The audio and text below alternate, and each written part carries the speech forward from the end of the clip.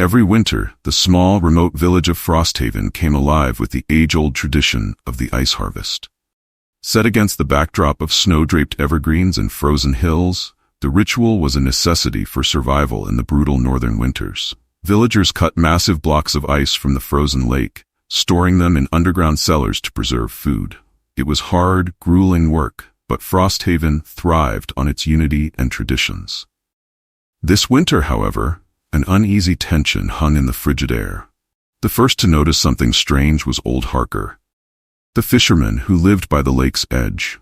He came to the town square, his face pale and his hands trembling as he recounted what he had seen. Streaks of crimson under the ice and claw-like marks etched into its surface.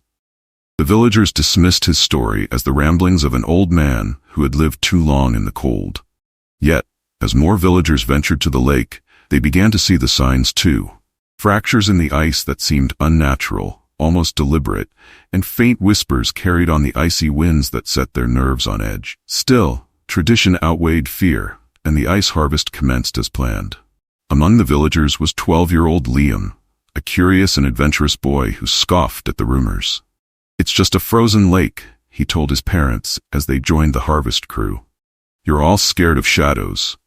Liam's family, like the others, relied on the ice blocks for their cellar, so they set off to work one frigid morning. While his parents and older brothers toiled at the lake, Liam grew bored and wandered to the far side, where the ice was untouched. He wanted to bring something back for his little sister, Emily, a perfect, glistening block of ice. Using a chisel and mallet, he hacked at the ice, breaking off a small, oddly clear piece. As he held it up to the light, he noticed something strange inside. Dark, vein-like lines spidering through the ice, almost like they were alive. Before he could examine it further, he heard a faint sound. A whisper. "Liam." Startled, he dropped the ice block, but the whisper grew louder. "You brought me here," the voice hissed, seeming to echo beneath the frozen lake. Liam's heart raced. He grabbed the block and ran back home, shaking off the eerie feeling. That evening, Frosthaven was bathed in the soft glow of the northern lights. Emily begged Liam to help her build a snowman in the front yard. Eager to forget the strange events of the morning, he agreed, and together they rolled the snow into a towering figure. Coal pieces became its eyes, a carrot its nose, and long, gnarled sticks its arms. "It looks creepy," Emily said, stepping back to admire their creation. "It's just snow," Liam replied with a grin, patting the snowman's chest. But deep down, he couldn't shake the uneasy feeling gnawing at him. That night, as the family settled in for dinner, Liam kept glancing out the window. The snowman stood motionless in the front yard, its coal eyes dark and lifeless. Yet, as the hours passed and darkness deepened, he swore he saw it shift. The carrot nose seemed to tilt slightly toward the house, and the stick arms drooped as if reaching forward. Before bed, Liam peered out again. This time the snowman's coal eyes gleamed faintly, catching the moonlight. He closed the curtains, telling himself it was just a trick of the shadows. The next morning, Emily's scream jolted Liam awake. He rushed downstairs to find her standing at the front door, pointing. A trail of melted water snaked across the porch, leading to the snowman. "It moved," Emily whispered, her voice trembling. Their parents brushed it off, blaming the morning sun. But Liam noticed something new. The carrot nose now pointed directly at the house, and its stick arms seemed raised, almost beckoning. That night, the storm rolled in. The family huddled inside as the wind howled through the trees. As Liam lay in bed, he heard faint whispers again. "You brought me here. You disturbed my rest." The voice was raspy, distant, yet filled with malice. Suddenly, a sharp scratching sound echoed from downstairs. Liam froze, his blood running cold. He tiptoed to the top of the stairs, peering into the darkness. Emily stood at the bottom, staring at the back door. "It's here," she said, her voice barely audible. Through the glass, Liam saw it. The snowman was standing inches from the door, its coal eyes glowing yellow. The carrot nose dripped with something red, and its stick arms clawed at the glass. The creature wasn't just snow. Its icy form cracked, revealing sinewy black flesh underneath. Its glowing eyes locked onto Liam and Emily as it slammed its body against the door, leaving frost and cracks in the glass. The whispers grew louder, more urgent. "You freed me, and now you will serve me." The children fled upstairs, locking themselves in a bedroom. Liam clutched the piece of ice he had taken from the lake, realizing the horrifying truth. The snowman wasn't just alive, it was the vessel of an ancient, malevolent force that had been imprisoned beneath the frozen lake for centuries. By disturbing the ice, Liam had freed it. The creature's pounding grew louder, shaking the walls.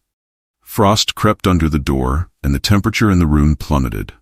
Emily's breath came out in visible puffs as she cried. At dawn, the storm finally subsided. But when the villagers came to the house, they found it eerily quiet. The family was gone. Only the snowman remained, standing in the front yard. Its coal eyes now gleamed with a dull, malevolent light, and the carrot nose was nowhere to be seen. When the villagers returned to the lake, they found the ice blocks shattered and blood frozen in the cracks. The ice harvest was abandoned that year, and Frosthaven became a ghost town, as its residents fled in fear. Years later, travelers who passed through the area spoke of an ominous snowman that appeared near the lake every winter, its glowing eyes following them as they moved. Those brave or foolish enough to approach reported hearing whispers, telling them to come closer. None of them were ever seen again. The story of Frosthaven became a chilling legend, a cautionary tale about the dangers of disturbing what lies beneath the ice. If you ever find yourself near a frozen lake, be careful what you take. Something might be watching, waiting to be freed. The story begins far from civilization, on the icy expanse of Alaska's Dalton Highway. Known as one of the most treacherous roads in the world, it stretches for hundreds of miles through unrelenting winter wilderness. For most travelers, it's a place to avoid during storms, but for 24-year-old Daniel Harper, it was an adventure. Daniel was a content creator and urban explorer, documenting strange locations and urban legends for his growing online audience. With winter in full swing, he planned his next viral video, the investigation of a chilling Alaskan legend known as the Frostbite Sleigh.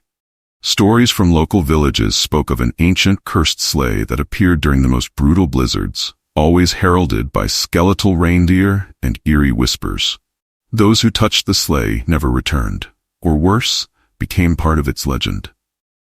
Daniel set out with his gear and a rental truck, determined to capture the sleigh on film.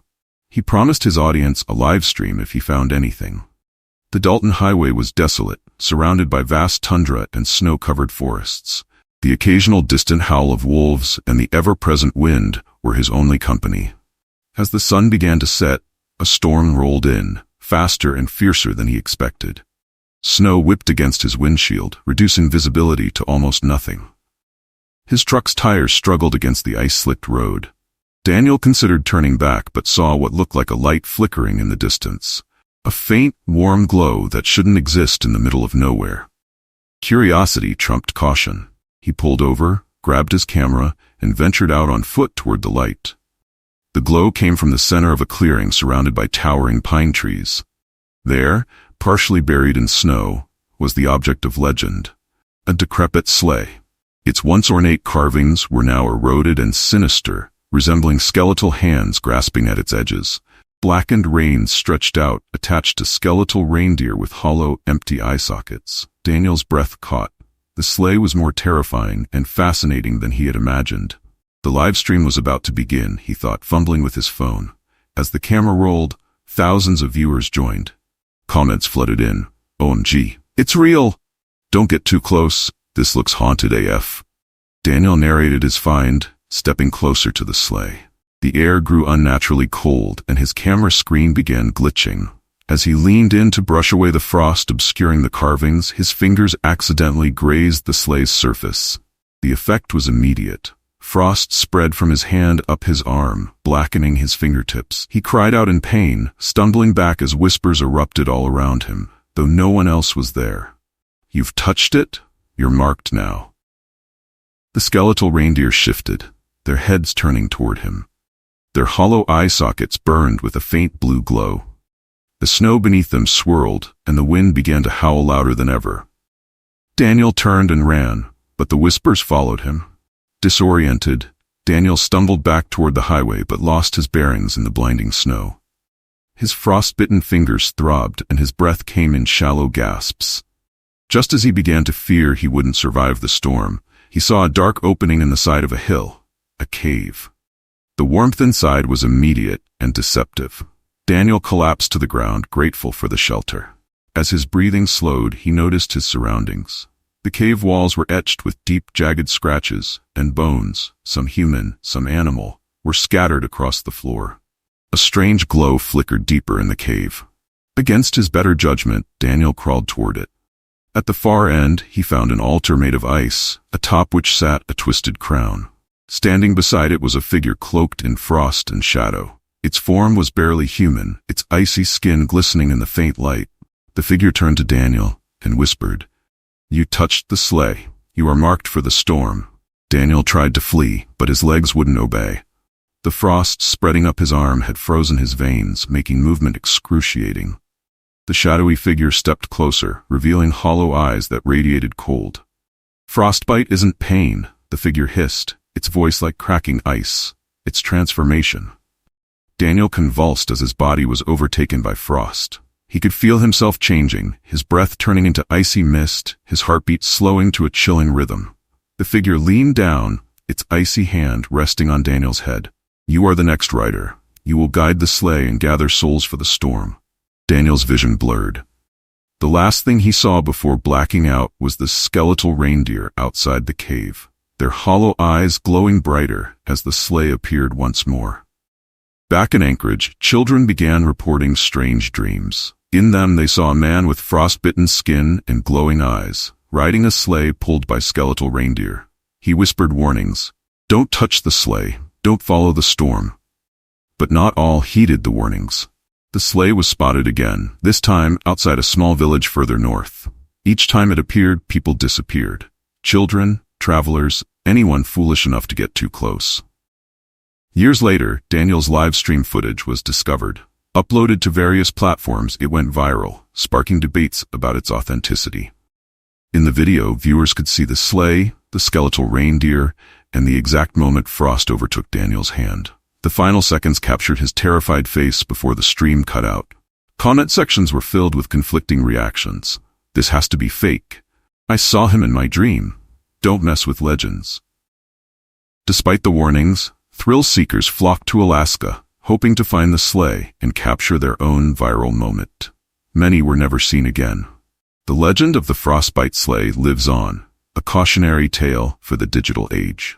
In a world obsessed with documenting the unexplained, the sleigh remains a deadly reminder. Some mysteries are meant to stay hidden. So if you ever find yourself lost in a snowstorm and spot a rusty sleigh with skeletal reindeer, resist the urge to capture it on camera.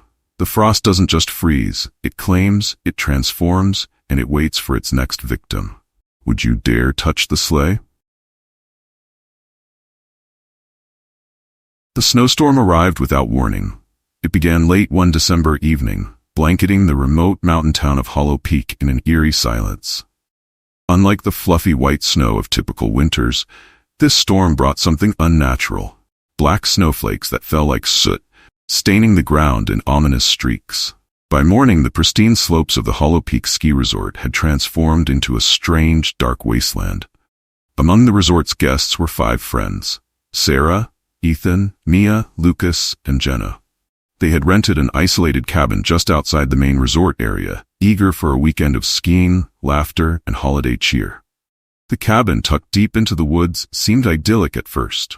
It had a rustic charm with its stone fireplace and large windows overlooking the snow-covered forest. But the storm unnerved them.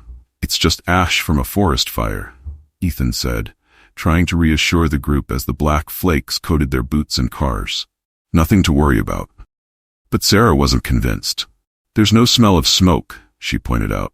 "And look, none of it melts." They all stared as Ethan picked up a handful of the black snow. It didn't dissolve in his hand. Instead, it clung to his skin, leaving a faint, chilling residue. As night fell, the temperature inside the cabin began to drop, despite the roaring fire Ethan had built. They chalked it up to the storm and huddled under blankets, playing board games to distract themselves. But the unease grew when Mia found an old leather-bound diary tucked away in the bookshelf. "Guys, listen to this," she said, flipping through its pages. The entries, scrawled in a frantic hand, described the previous tenant's strange experiences. "The cold has a voice," Mia read aloud. "It whispers to you when the fire goes out. It calls your name when you're alone. Don't listen. Don't follow." "Creepy," Lucas muttered, but Jenna was visibly disturbed. "Let's put it away," she said, hugging her knees. Ignoring her, Mia continued. "The black snow is alive. It waits for nightfall to claim you. Stay inside. Never open the door." At midnight, the whispers began. Sarah was the first to hear them, a faint, almost melodic voice calling her name. She thought it was a dream until she opened her eyes and saw the frost creeping along the inside of the cabin windows, forming strange, spiraling patterns. She shook Ethan awake, but by the time he opened his eyes, the frost was gone. "You're just spooked from the diary," he mumbled and rolled over. But Sarah couldn't shake the feeling that something was watching them from outside. The black snow piled high against the windows, and in the faint moonlight, she thought she saw shapes moving, spindly arms reaching out, eyeless faces pressing against the glass.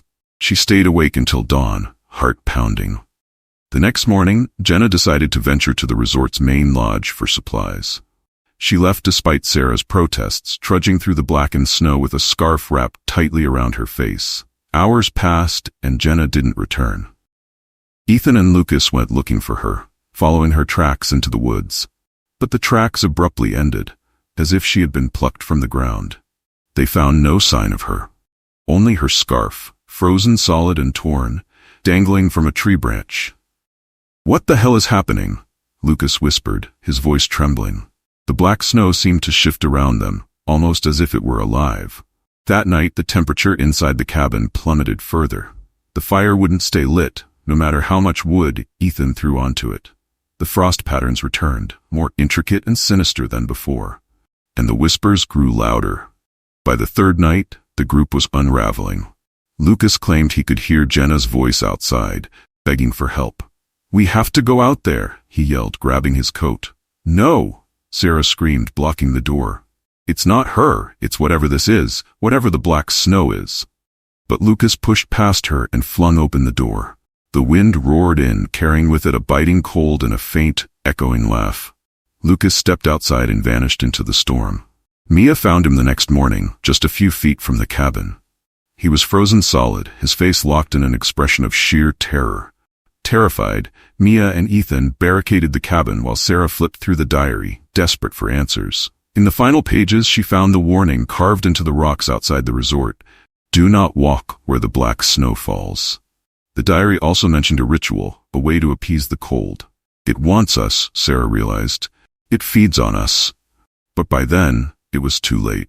The frost crept under the door and up the walls, despite their efforts to seal every crack. The whispers became deafening, filling the cabin with overlapping voices. Jenna, Lucas, and countless others, all crying out in anguish. By morning, the cabin was silent. Skiers from the resort found it buried in black snow, the windows frosted over completely. Inside, they discovered 3 frozen statues, Sarah, Ethan, and Mia, locked in lifelike poses of fear and despair. The black snow storm passed, leaving no trace of the eerie phenomena. But rumors spread quickly among resort staff and remaining guests. Some claimed to hear whispers in the wind. Others swore they saw shadows moving in the snow at night. The resort quietly closed the cabin and warned guests to stay away. Yet the legend persisted. To this day, locals tell stories about the black snow that never melts and the whispers in the cold. If you ever find yourself at a remote ski resort during an unusual storm, remember, when the snow falls black, stay inside, and never ever listen to the voice in the cold. The Peterson family, Jack, Megan, Tyler, and little Lily, were eagerly looking forward to their winter retreat in Frostfall Woods. Jack had booked the remote cabin as a much-needed escape from their hectic city lives. The cabin sat on the edge of a frozen forest, surrounded by pristine snow and towering pine trees. It was a chance to reconnect as a family, without screens or distractions. For the first 2 days, the trip was perfect. They sledded down snowy hills, built snowmen, and drank steaming mugs of hot cocoa by the fire. At night, the woods were so quiet it felt like they were the only people in the world. Lily loved the sound of the wind in the trees, calling it her winter music. But on the third night, The blizzard arrived. At first, it was nothing unusual. Snow fell in thick, swirling sheets, and the wind howled like it always did in winter storms. Jack stoked the fire as the family gathered in the living room for a game of charades. Then Lily tilted her head, her small face wrinkling in confusion. "Why is the wind crying?" she asked, clutching her stuffed bear. Jack and Megan exchanged glances. "It's just the wind, sweetheart," Megan said, ruffling Lily's hair. But Tyler frowned, listening more closely. Beneath the howling gusts there was something else, a faint, mournful wail that sent chills down his spine. He shrugged it off as a trick of the storm, but as the night wore on, the wailing grew louder. Almost human. By morning, the blizzard showed no sign of stopping. Snow piled high against the cabin windows, darkening the room even in daylight. Jack ventured outside to check the propane tank, bundled in his thickest coat. When he returned, his face pale, and his hands shook as he unwrapped his scarf. "I saw something out there," he said. "In the snow. It looked like a person, but it wasn't." "Right." "What do you mean, not right?" Megan asked, her voice trembling. Jack hesitated. "It didn't move like a person. It just stood there, watching." They all tried to dismiss it as Jack's imagination, but that night the figures appeared again. This time the whole family saw them.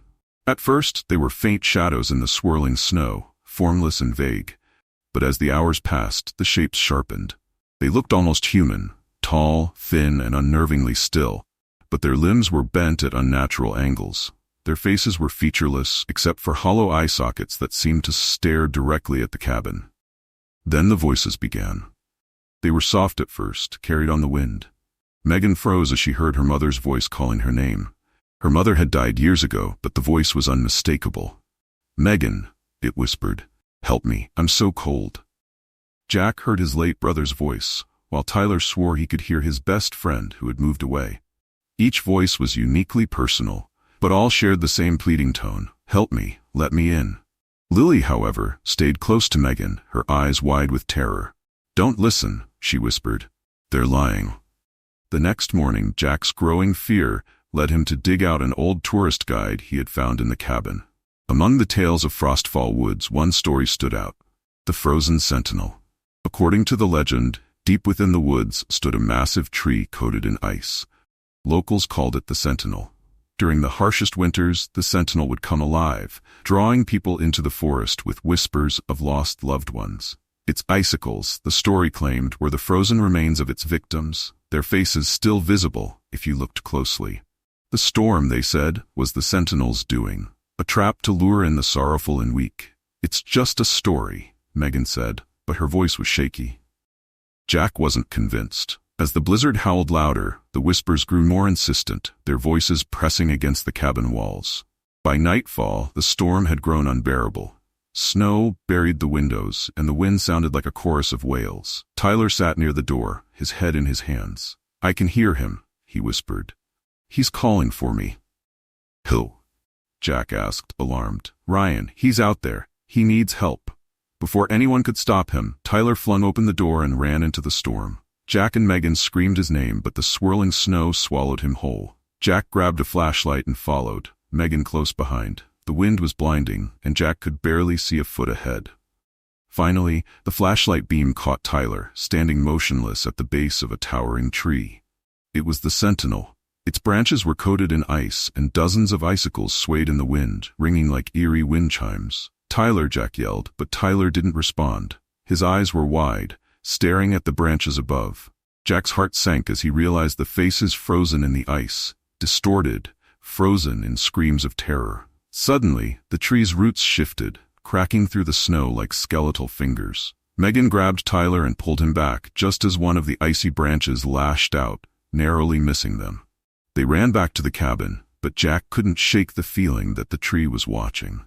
Back in the cabin, Tyler was silent, his face pale and distant. Megan noticed frostbite beginning to creep along his fingers. Jack tried to light the fire, but the wood wouldn't catch. The frost was spreading inside now, coating the walls and windows.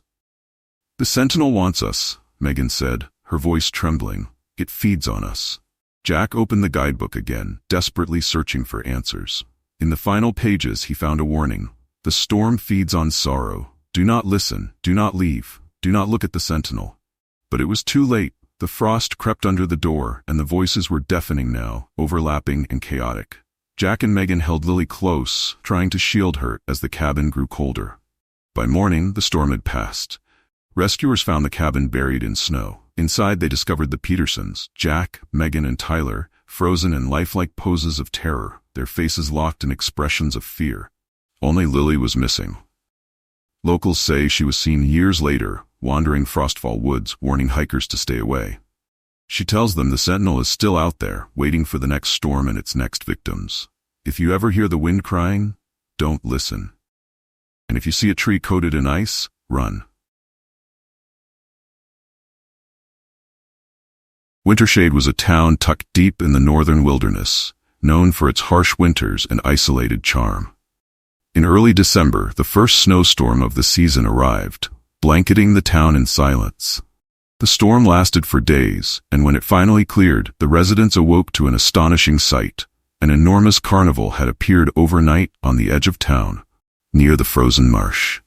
The carnival was a spectacle of light and color. Frost-covered Ferris wheels spun slowly against the gray sky, and glittering carousel horses seemed to come alive as they bobbed up and down. Intricate ice sculptures lined the entrance, each one more breathtaking than the last. But what stood out most was the cold. It was sharper and more biting the closer one got to the carnival grounds. There were no posters or advertisements announcing the arrival of the carnival, but it didn't matter. Word spread quickly, and soon, the Frostkeeper's carnival became the talk of the town. Locals and tourists alike flocked to see its wonders, despite the strange chill that seemed to settle in their bones as they approached. Among the curious were 4 close friends, Caleb, Lila, Marcus, and Hannah. Caleb, 18, was a budding content creator who saw the carnival as the perfect opportunity for a viral video.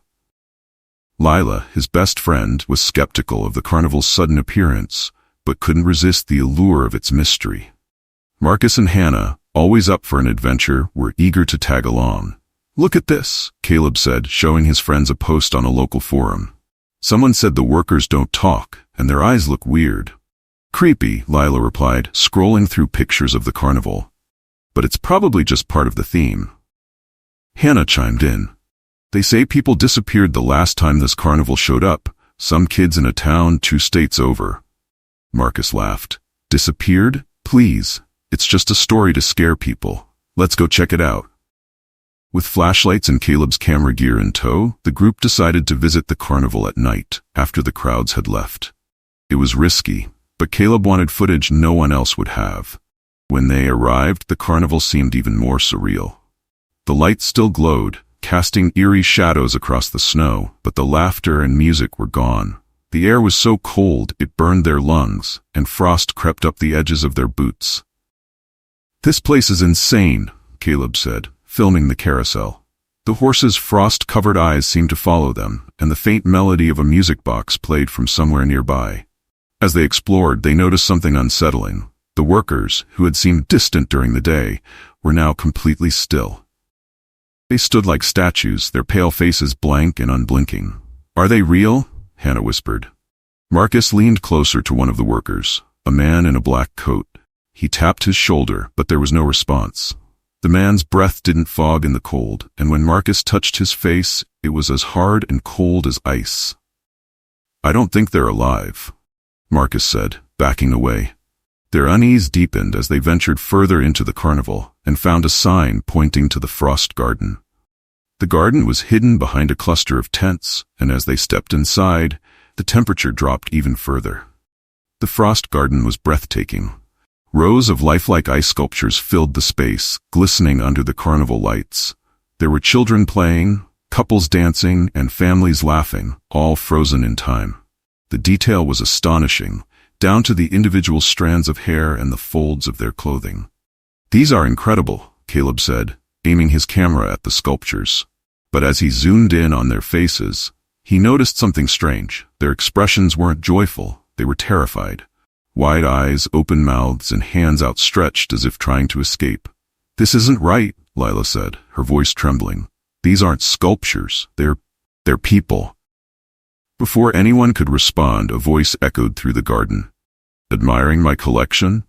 They turned to see a tall figure emerging from the shadows. He wore a black coat adorned with frost and a top hat dripping with icicles. His pale, angular face seemed carved from ice, and his piercing blue eyes glowed faintly in the dark. "Welcome," he said, his voice like the crunch of snow. "You've come at the perfect time. The snow is hungry."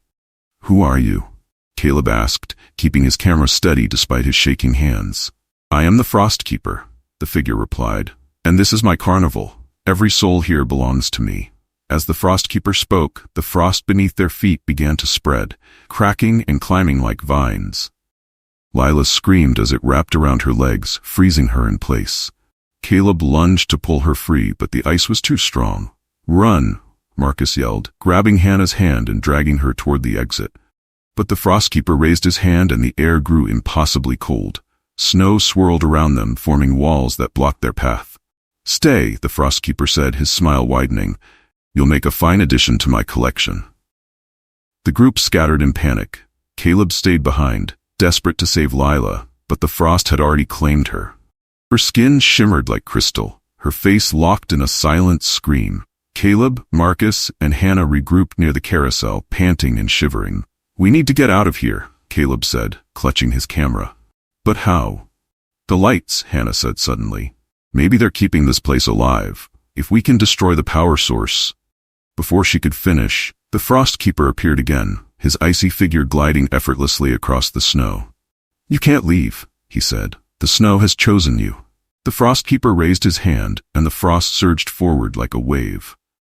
Caleb threw himself in front of his friends, holding up the camera as if it could stop the attack. The Frostkeeper hesitated, his icy gaze fixed on the lens. "You think you can capture me?" he said, his voice dripping with disdain. "You don't understand. I am eternal." But the brief pause gave Marcus enough time to grab a wooden plank from a nearby booth and smash it into the nearest light post. The lights flickered, and the Frostkeeper let out an unearthly scream.